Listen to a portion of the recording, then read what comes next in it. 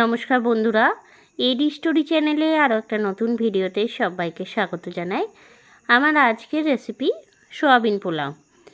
Soya চাংক বা soybean দিয়ে কিন্তু আমরা অনেক রেসিপি করে থাকি। পোলাও রেসিপিটা খুবই সহজ, একদম কম সময়ে আপনারা সহজেই বাড়িতে তৈরি করে নিতে পারেন। দুভাবেই তৈরি করতে পারেন।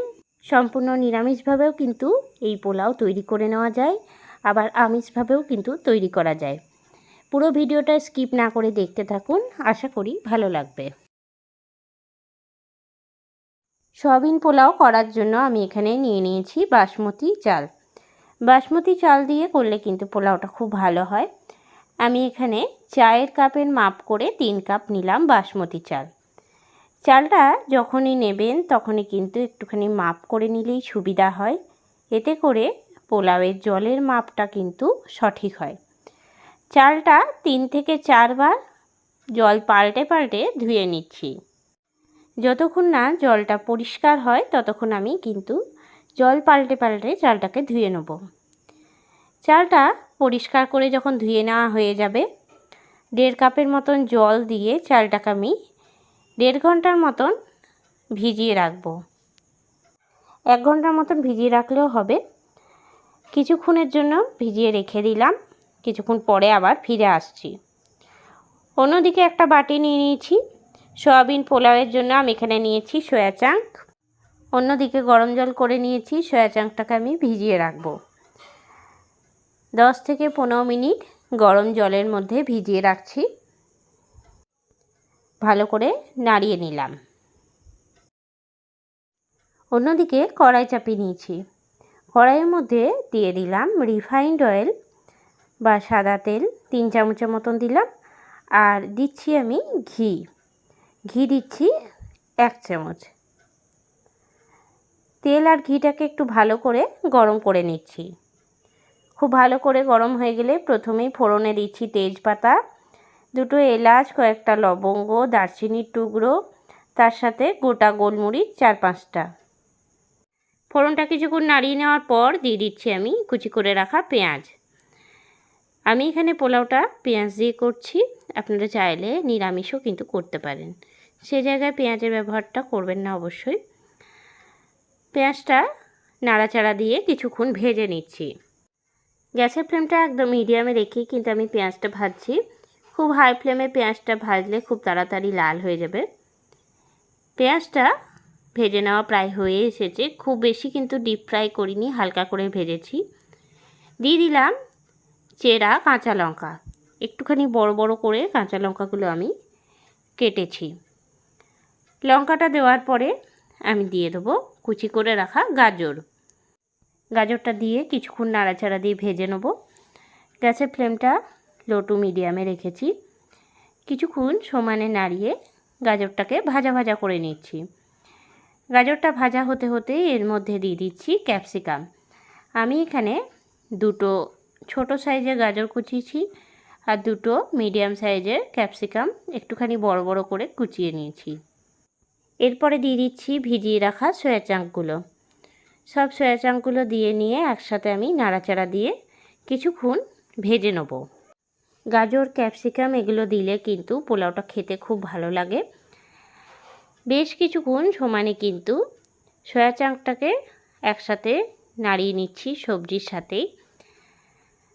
একটুখানি ভাজা ভাজা করে নেব। যখন ভালো করে ভেজে নেওয়া হয়ে যাবে দিয়ে দিচ্ছি আমি ভিজিয়ে রাখা চালটা। চালের জলটা কিন্তু বাদ দিয়ে দেবো। চালটাকে ছেঁকে ছেঁকে আমি দিয়ে দিচ্ছি। চালটা দিয়ে দেওয়ার পর গ্যাসের ফ্লেমটা হাইতে করে চালটাকে ভালো করে ভেজে নিচ্ছি সবজির সাথে আর সয়া চাংকের সাথে।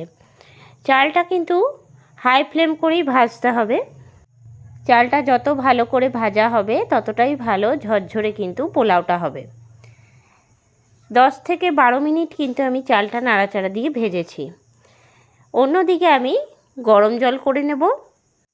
আমি এখানে 3 কাপ চাল নিয়েছি, সেজন্য এখানে আমি 6 কাপ জল ফুটিয়ে নিয়েছি। ফুটন্ত গরম জলটা দিয়ে দিলাম। এরপরে আমি দিয়ে দিলাম আন্দাজ মতন লবণ। ভালো করে নাড়িয়ে নিচ্ছি। ভালো করে নাড়াচাড়া দিয়ে নেওয়ার পর লবণটা যখন চারপাশে হয়ে যাবে দিয়ে দেবো একটা চাপা ঢাকা। গ্যাসের ফ্লেমটা 5 মিনিট হাইতে থাকবে। তারপরে আমি লোতে করে দেবো। লোতে রেখে 20 মিনিটের মধ্যেই কিন্তু পোলাওটা হয়ে যাবে। মোট 25 মিনিট গ্যাসের মধ্যে থাকবে। দিয়ে দিলাম চাপা ঢাকা। ঘড়ি ধরে একদম 25 মিনিট পর আমি ঢাকনাটা খুলে নিলাম। ঢাকনাটা খুলে একবার ভালো করে নাড়াচাড়া দিয়ে নিলাম। জলটা কিন্তু একদম শুকিয়ে গেছে আর চালও সেদ্ধ হয়ে গেছে। ভালো করে নাড়িয়ে নিয়ে দিয়ে দিলাম আমি আন্দাজ মতন চিনি। এখানে আমি দিলাম 3 চামচের মতন চিনি। এই সয়াবিন পোলাওটা কিন্তু খুব বেশি মিষ্টি মিষ্টি আমি করলাম না। আপনারা চাইলে চিনির পরিমাণটা অবশ্যই বাড়াতে পারেন। চিনিটা দিয়ে ভালো করে তল উপর দিয়ে আমি নাড়িয়ে নিলাম। এরপরে আমি চারপাশটা একদম সমান সমান করে দিচ্ছি। এই সময় কিন্তু গ্যাসের ফ্লেমটা একদম লোতেই রাখবো। দিয়ে দিলাম ওপর থেকে কুচি করে রাখা ধনেপাতা। এরপরে গ্যাসটাকে বন্ধ করে দেবো। ঢাকনা দিয়ে রেস্টে আমি 10 মিনিটের মতন রেখে দিলাম। 10 মিনিট পরে আমি পরিবেশনের জন্য বাটির মধ্যে তুলে নিচ্ছি। আরও কিছুক্ষণ পরে যখন পোলাওটা সম্পূর্ণ ঠান্ডা হয়ে যাবে তখন কিন্তু একদম ঝরঝরে হয়ে যাবে। পোলাওটা কিন্তু এখনও গরম রয়েছে, সেজন্য একটুখানি গায়ে গায়ে লেগে রয়েছে। এই পোলাওটা কিন্তু চিকেন কষা কিংবা আলুর দমের সাথে খেতে খুবই ভালো লাগবে। কেমন লাগলো আপনাদের আজকের এই রেসিপিটা অবশ্যই আমাকে জানাবেন। আপনারা এইভাবে একবার বাড়িতে ট্রাই করবেন, আশা করি খুব ভালো হবে। আজকের রেসিপিটা আপনাদের ভালো লেগে থাকলে লাইক করবেন, শেয়ার করবেন। এই চ্যানেলে নতুন বন্ধু হয়ে থাকলে চ্যানেলটা সাবস্ক্রাইব করাও অনুরোধ রইল। আর যারা ফেসবুক পেজ থেকে দেখছেন অবশ্যই পেজটাকে ফলো করে দেবেন। আবার নতুন কোনো রেসিপি নিয়ে হাজির হব। সঙ্গে থাকুন আর দেখতে থাকুন। সবাই ভালো থাকবেন, সুস্থ থাকবেন। ধন্যবাদ।